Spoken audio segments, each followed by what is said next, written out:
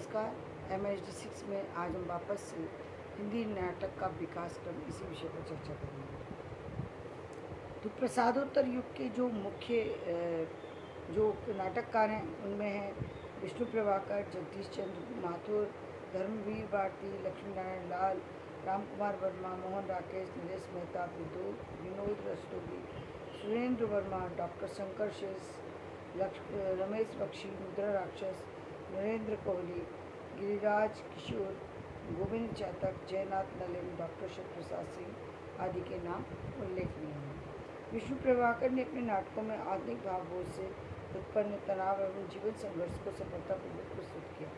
इनके लिखे प्रसिद्ध नाटकों में डॉक्टर 1958 ईस्वी में युगे युगे क्रांति, टूटते परिवेश के भी नाम लिए जा सकते हैं। युगे युगे क्रांति पीढ़ीगत संघर्ष की अभिव्यक्ति तथा टूटते परिवेश में पारिवारिक विघटन को यथार्थ अभिव्यक्ति मिली है। डॉक्टर एक मनोवैज्ञानिक नाटक है जिसमें भावना और कर्तव्य के अंतर्द्वंद को चित्रित किया गया। जगदीश चंद्र माथुर ने हिंदी रंगमंच को नई दिशा देने का प्रयास अपनी बहुचर्चित नाटकों के माध्यम से किया। कोणार्क, शारदिया, पहला राजा, दशरथ नंदन आदि उनके प्रसिद्ध नाटक हैं। मोहन राकेश आधुनिक काल के सशक्त नाटककार माने जा सकते हैं। मोहन राकेश का नाम जो है नाटककारों में एक तरीके से सबसे ऊपर लिया जा सकता है, जो प्रसादोत्तर युग के नाटककारों में, यानी प्रसाद जी तो हैं ही, लेकिन प्रसाद जी के बाद यदि हम मोहन राकेश का नाम लें तो इसमें कोई गलत नहीं होगा, क्योंकि उन्होंने मोहन राकेश जी ने कुछ जो 2-3 ही नाटक दिए हैं, लेकिन ये तीनों नाटक एक तो डिफरेंट विषय पर है, दूसरी उन विषयों को बड़ा सजीव चित्रण किया गया। तथापि संख्या में कम होने पर उनके नाटक हिंदी में अपना विशिष्ट स्थान रखते हैं। उनके नाटकों के नाम है आषाढ़ का एक दिन, लहरों का राजहंस तथा आधे अधूरे। इनमें पहले नाटक महाकवि कालिदास के प्रेम नाटक की विषय वस्तु बनाया, जबकि लहरों के राजहंस में नंद सुंदरी की कथा महात्मा बुद्ध के परिप्रेक्ष्य में प्रस्तुत की गई है। इस नाटक में चित्रित नंद का व्यक्तित्व आधुनिक भावबोध से युक्त संशयशील मानव का प्रतीक है, जो अनिर्णय की स्थिति में रहने के लिए विवश है। आधे अधूरे मध्यवर्गीय जीवन की विडंबना को प्रस्तुत करने वाला एक सशक्त नाटक है। नायक महेंद्रनाथ अपने अधूरेपन को भरने के लिए विवाह करता है। मतलब आधे अधूरे जो है कि जो जिसमें कि महेंद्रनाथ है वो अपना उनका अधूरा लगता है जीवन, इसलिए वो विवाह करते हैं। परंतु नायिका सावित्री जिस पूर्ण पुरुष की तलाश में वह महेंद्रनाथ में नहीं खोज पाती, यानी एक नारी की जो तलाश होती है वो उसको अपने पति में नजर नहीं आती।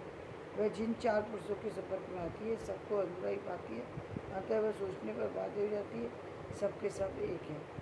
मोहन राकेश के नाटकों में यानी जो एक स्त्री की कामना होती है वो कुछ अलग है और जो पुरुष की चाह है वो कुछ अलग है। तो इस चीज़ को भी ये चीज़ दर्शाती है। दूसरे कई बार जो व्यक्ति है वो अपनी किसी खास वजह से अपने विवाह के संबंध को स्थापित करता है, जहाँ पर द्वंद्व हमेशा अंत तक बना रहता है।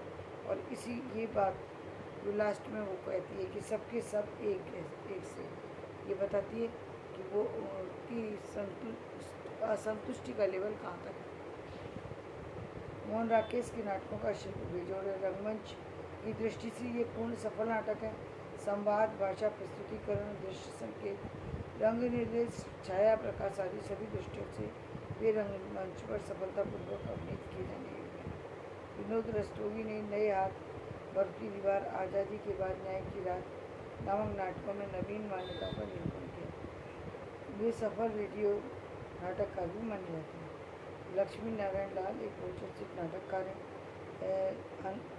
अंधा Kuan, Darpan, Mata cactus, Suryamukh, mister Abhimanyu, curfew, Abdullah Deewana, व्यक्तिगत, एक साथ हरिश्चंद्र, सगुन पक्षी और सबरंग, मोहभंग आदि उनकी प्रसिद्ध नाट्य कृतियाँ। पूंजीवादी और भ्रष्टाचार ने किस प्रकार से व्यक्ति को चक्रव्यूह में अभिमन्यु की बातें किए रखा। इसका चित्र मिस्टर अभिमन्यु में हुआ है। डॉक्टर लाल के नाटकों में भौतिकवादी अंधी दौड़ का चित्रण हुआ। धर्मवीर भारती अंधा युग आधुनिक भावबोध को प्रस्तुत करने वाला गीत नाट्य है। व्यक्ति को आधुनिक भाव, मतलब आधुनिक भाव वो पहले भाव जो था एक स्त्री का, वो अपने पति को एक अलग दृष्टि से देखती थी। आज क्योंकि स्त्री पढ़ने लिखने लगी, अलग तरीके से समझने लगी, हर चीज़ का मूल्य उसके सामने आने लगा, तो अब जो उसका दृष्टिकोण है वो एक अलग दृष्टिकोण है।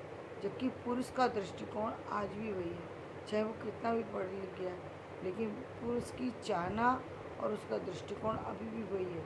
यानी उसमें अभी भी बदलाव की ज़रूरत महसूस होती है। स्त्री पूरी तरह जो एक तरीके से कहें जो बहुत आगे निकल गई है, वो पूरी तरह बदल चुकी है। इसीलिए अब द्वंद्व दूसरी तरीके का है, पहले द्वंद्व दूसरी तरीके का था। पहले द्वंद्व में जो बातें आती थी वो जीवन की वो बातें थी जिनके कारण से जीवन में कटुताएँ आती हैं, जिनके कारण से जीवन चल नहीं पा रहा था। यानी पति शराबी है, और पति शराबी है तो घर में पैसा नहीं आ पा रहा, घर अस्त व्यस्त है, पत्नी कमाने नहीं जा सकती है, ऐसे में परिवार किस लाचारी का जीवन जी रहा है। तो पहले ऐसी स्थितियाँ थी, और आज स्थिति ये है कि पैसा तो है, सब चीज़ है, लेकिन संतुष्टि का लेवल वो अलग हो गया।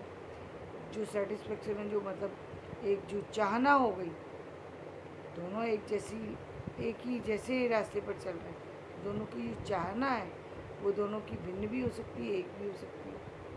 यानी एक पसंद कर रहा है कि घर में रहना पसंद है उसको, दूसरा चाहता है कि मुझे बाहर ही घूमना है, अच्छा लगता है। हो सकता है वो स्त्री भी हो सकती है, हो सकता है वो पुरुष हो। या दोनों ही यदि एक जैसे हो तब तो फिर कोई बात ही नहीं, क्योंकि दोनों एक जैसे नहीं होते, इसीलिए समस्याएं आती हैं। तो इस तरह हम देखते हैं कि जो प्रसादोत्तर युग के नाटक हैं वो भिन्न तरीके से प्रदर्शित होते दिखाई देते हैं। इनमें कुछ और अन्य नाटक हैं जिनके बारे में बता रहे हैं। सुरेंद्र वर्मा, सेतुबंध, रोटी, नायक खलनायक, विदूषक, आठवां सर्ग, डॉक्टर शंकर शेष, बिना बाती के रीत, बंधन अपने अपने, एक और द्रोणाचार्य, रमेश बख्शी, देववाहिनी, और कहना तीसरा हाथी, हमीदुल्ला, समय संदर्भ, उलझी आकृतियाँ, दरिंदे, मणि मधुकर, रस गंधर्व, मुद्रा राक्षस, तिलचिट्टा, तेलुआ, मर्जीवा, योर्स, प्रेयर, सर्वेश्वर दास सक्सेना, बकरी, अब गरीबी हटाओ, लक्ष्मीकांत वर्मा, रोशनी एक नहीं है, अपना अपना जूता, ज्ञानदेव, नेभा की एक शाम, सुधुर्मुर्ग, विष्णु सानी, कबीरा, खड़ा बजाना। इस तरीके से हम विभिन्न तरीके की के नाटकों को प्रसादोत्तर रूप में देखते थे। धन्यवाद। मैं अपना वीडियो समाप्त करती हूँ। मेरा वीडियो पसंद है, लाइक करें, शेयर करें।